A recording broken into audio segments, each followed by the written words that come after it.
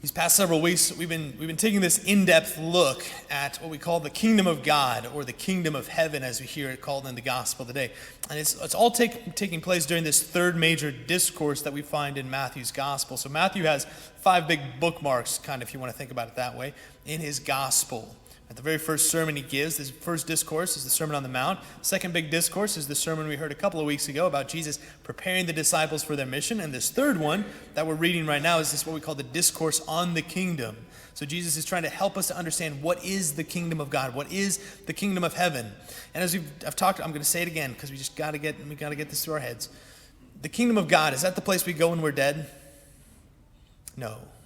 When Matthew is talking about the kingdom of God, when Jesus talks about the kingdom of God in the gospel, we're not talking about the place we go when we're dead. It's a different thing.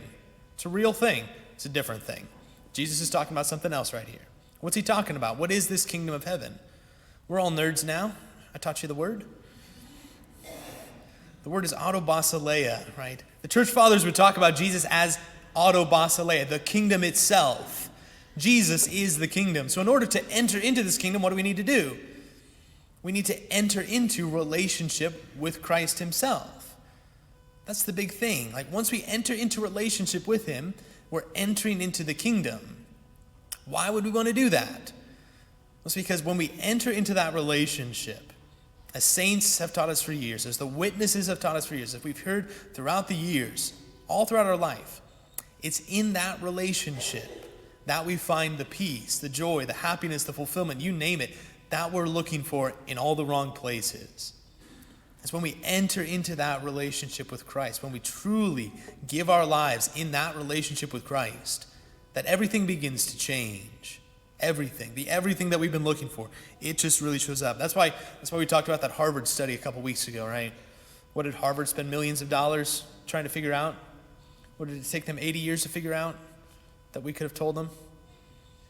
A person is happiest, most fulfilled, healthiest, not when they have the best job, not when they're rich, not when they have whatever you think you need. No.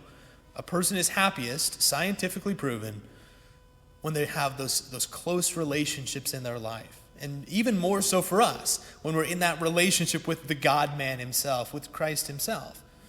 Okay, but that's why Jesus starts telling all these parables. Because it's one thing to say, oh, we need to be in relationship with Jesus. Isn't that nice? It's so beautiful. It's a nice thing to say that. It's another thing to live it. Everyone's going to say, oh yeah, we need Jesus. No, but it's another thing to actually live it. And that's what Jesus begins telling these parables for. We have to actually live this thing. Remember last weekend, the gospel, Jesus' parable, it focused our attention on those pitfalls that we're going to have in our relationship with him. There's those 3 big pitfalls he was trying to point out to us. The first one is that we lack an understanding of it. Right? Again, how many of us have heard, if I'm going to be a Christian, if I'm going to be a Catholic, well, it just means what?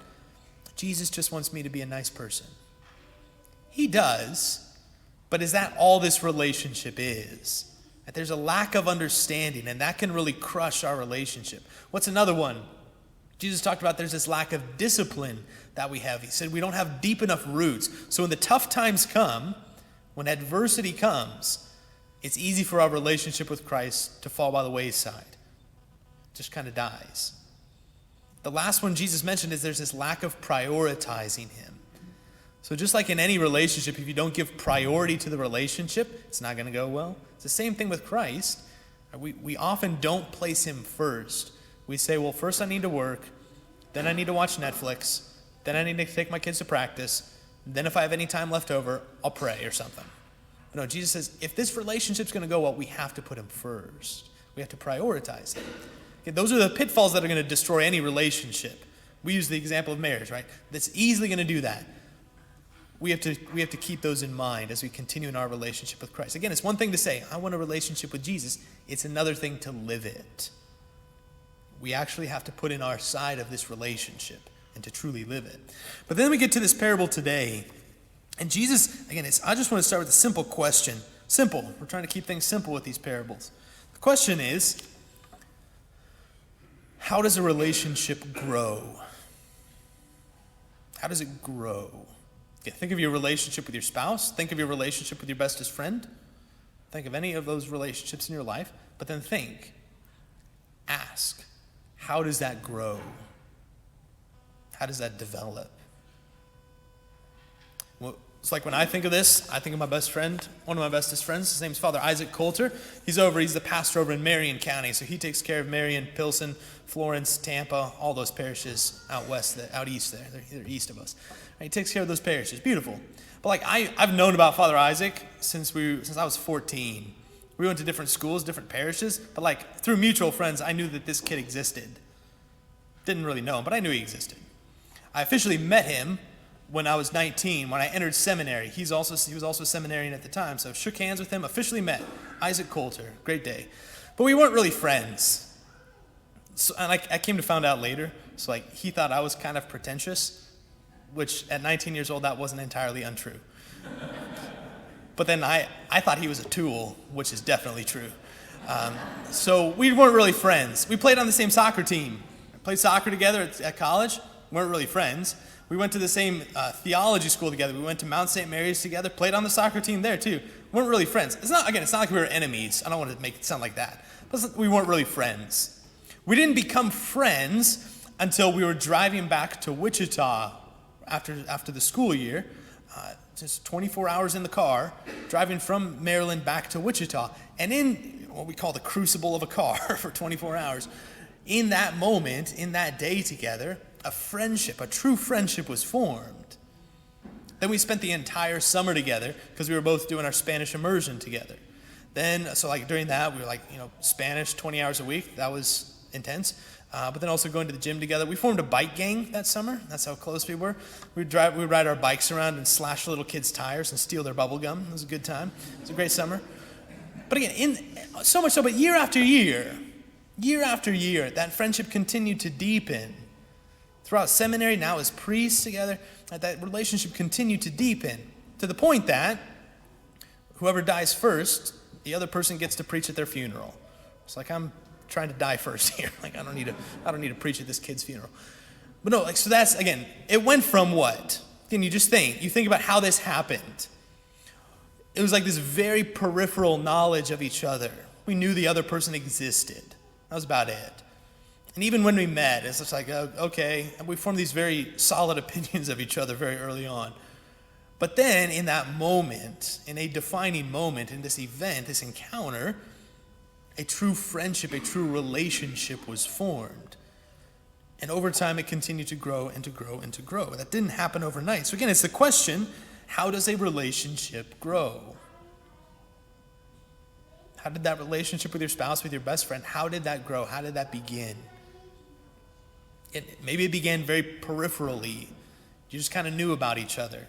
You knew your spouse existed, your future spouse existed, but you didn't really know him. You knew your best friend was out there, but you didn't really know him. But then one day you met them, but maybe even then you didn't really even want to hang out with him. It's a classic story. He was way more interested in you than you were in him. Classic. But over time, what? Okay, you asked him out on a date, but then things developed. And in that defining moment, the relationship went from just like, oh yeah, I know who that person is, or yeah, I know them, but we don't really hang out, to, no, this is something real. And it began to like truly change your life, change the trajectory of your life, and even just, again, define your life. But again, you have to think, did that happen overnight? Did that just happen one day magically?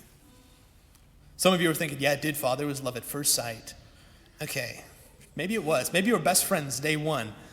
But still, the relationship deepened and strengthened and intensified over time. I doubt you would look back and say, at love at first sight, that the relationship is at the level it's at now. Even if it was love at first sight, it has grown and deepened over time. So again, with all that in mind, as we think about that, but also in thinking about very much so our relationship with Christ himself, we can then think about and pray with and ponder these parables that Jesus gives to us, especially the parable of the mustard seed and the parable of the yeast. Like, again, just listen to the parable, and all of a sudden things start making more sense. The kingdom of heaven, our relationship with Christ, is like a mustard seed that a person took and sowed in a field. It is the smallest of all the seeds, yet when full grown, it is the largest of plants. It becomes a large bush, and the birds of the sky come and dwell in its branches. So again, just think about your own relationship and the growth of your relationship with Christ. For many of us, like, who all's a cradle Catholic? That's it. Oh my goodness, look at all these converts. No, a lot of us are cradle Catholics, so we've been doing this for a while. A lot of us grew up in other Christian faith traditions. Maybe some of you are atheists, though, but all of us, no matter what, it's hard to grow up here and not have some at least peripheral knowledge, we can call it, of Jesus, that Jesus guy. Okay. Maybe even some of us, we met him. We got baptized when we were little. We went to, Grandma was always telling us about Jesus. We went to catechism class. We read the Bible. We knew the Bible stories, things like that. So we met him. And maybe even we formed some very hard and very fast opinions about Jesus. Hopefully we didn't call him a tool. But again, we had some very strong opinions. Yeah, I know the Jesus guy. I know that. I know all this stuff. And even now, it can be easy for some of us to be in that situation where you're looking at me like, Father, I don't like this whole new agey Jesus relationship stuff. I go to Mass because that's what you do, and I'm going to leave here later and just mind my own business because that's what we do. Okay, well, maybe there's a little more to it than that. Maybe Jesus wants a little bit more than for you just to put your butt in a pew for an hour on Sunday and then go home and mind your own business. Maybe Jesus wants more for you than that. Maybe. For some of you, though, you have had that moment, that very real encounter with him where things have changed. Things have truly changed in your life because that relationship with Christ, your own relationship with Christ, has continued to grow and to deepen and to intensify over time to the point that many of you, I know, again, many of you would describe that relationship with Christ as defining your life, as the most important thing in your life.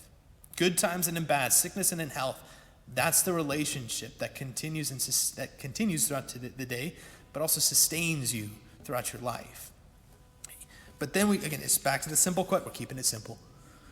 Simple question: how does that grow? How did that grow? Listen to the other parable that goes hand in hand, the parable of the yeast. The kingdom of heaven is like yeast that a woman took and kneaded into and mixed into 3 measures of wheat flour until it was all leavened. Again, if you've ever baked bread, you know how frustrating it is when you forget the yeast. And you come back 3 hours later and the dough is still just sitting there and you're like, son of a gun. But no, what it's saying is, again, just the smallest little thing, it can completely transform everything. It's the same thing in our relationship with Christ. As small as it can begin, as much time as it takes to grow, even the smallest bit of relationship with Christ, it has the ability to change everything in our life. Everything. That's how it is in the kingdom. That's how it is in our relationship with Christ. So again, this looks very different for different people. I've told you my story way too many times. But again, it's like I first met Jesus, if you want to call it that, 26 days old. I got baptized February 14th, 1993. Like, that's the day I officially met Jesus. And then I grew up and I knew him. Prayer with my family, Mass every Sunday with my family, things like that. But if you asked 10-year-old Michael, how's your personal relationship with Jesus? I would have told you, what are you talking about? It was existentially, it wasn't really there. I told you this story too. I was 14 years old and I went to Totus Tuus camp just down at Wajedo there. And there was that very powerful and potent experience where I very much encountered Christ again. And over time, day after day, year after year, that relationship continued to grow and to deepen, to intensify. Still, I was like, well, I don't know if I really know him. It's through my relationship with Father Isaac. Like, that was one of the big questions in our friendship, which is, how real is the person of Christ to you? Not just, are you going to go to Mass and do what Jesus wants you to do, but is Jesus a real person, or is he just some idea? He has to be real. So experiences like that in seminary, in parish work, in this parish too. Again, I could share so many experiences that I don't want to bore you with right now. But it's like time and time again, day after day, year after year, the Lord continued to foster that relationship and to work on that relationship in my life. To the point that now, today, it's the relationship that literally defines my life. Like, my life wouldn't really make sense if Jesus weren't a real person that I had a real relationship with. I would have a really strange life if you think about it. But no, because he's real, And because there is that real relationship, because of the depth of that, everything has changed. Just like a mustard seed, it began very small, and yet it has grown to be literally the defining factor, the defining thing, the defining relationship of my life. The pitfalls are always going to be there. Always going to be there. You got to watch out for them. Am I going to be perfect? No. But is Christ faithful? Is he always going to be there? Is he always going to continue to? Yeah, we can count on that. So the big point today, it's so simple. I told you it's going to be simple. The simple thing today is that I'm not going to stand up here and tell you, hey, if you say this little prayer, everything's magically going to be better. No. We're human beings. We have to form real relationships. And our real relationship with Christ, it doesn't happen because we say a quick little prayer, because we just go to Mass. Like, it's something that we have to put time and energy and effort into. Remember, we said that last week. Jesus is never the problem. He's perfect. We're the problem. We're the ones that need to put in the time, the effort, the priority, all of these things in our relationship with Christ. And then slowly but surely, like a little mustard seed, it'll grow to define our life, but to change everything, to transform our life, just like yeast. Like everything begins to change. And we begin to see why it is so worth it. The question, though, is simple, so simple. The question is, am I ready, am I willing to give this relationship the time that it needs? Am I willing to give this relationship the time that it needs? It needs time. It needs space. Just like a mustard seed, it will grow. Just like yeast, it'll do its job. Christ is real. It's a real relationship. But the question is, am I going to give the time to this relationship in order to allow it to grow?